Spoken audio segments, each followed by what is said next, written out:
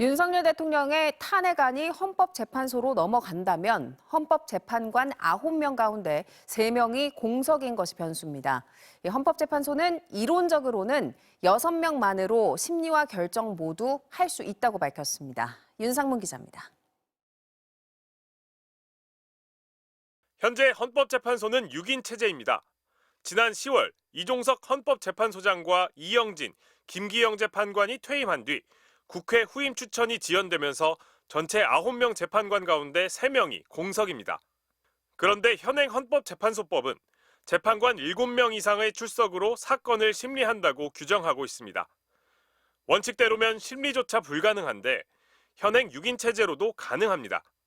지난 10월 헌재에서 탄핵 절차가 진행 중인 이진숙 방송통신위원장이 심리조차 못하는 건 부당하다며 7인 이상 심리조항 효력을 임시 정지해달라는 신청을 받아들인 겁니다.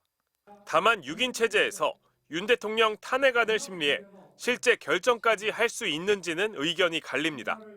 헌법재판소법은 재판관 6명 이상의 찬성이 있어야 탄핵 결정을 할 수 있다고 규정하고 있습니다. 꼭 9명 전원이 있어야 하는 건 아닙니다. 박근혜 전 대통령 탄핵 때도 1명이 공석이었지만 8명 전원이 찬성해 탄핵안을 받아들였습니다. 헌법재판소는 현재도 이론적으로 6명의 재판관 만장일치 찬성이라면 탄핵이 가능하다고 설명합니다. 6명만 있어도 심리는 물론 결정까지 할 수 있다는 겁니다.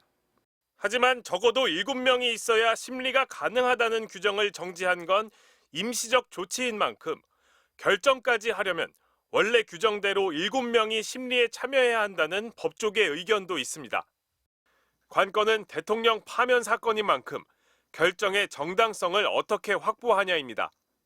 국회 3인이 지금 결원이 되어 있는 상태라고 한다면 그 자체로는 국민 대표기관인 국회의 의사를 반영할 수 없다는 뜻이 되는 거고, 그 범위 내에서는 정당성이 결여되어 있다. 가능하면은 국회에서 3인을 빨리 충원을 해서. 최근 임명된 헌법재판관들의 전례를 볼 때 추천부터 임명까지는 최소 한 달 이상 소요될 것으로 보입니다. MBC 뉴스 윤상문입니다.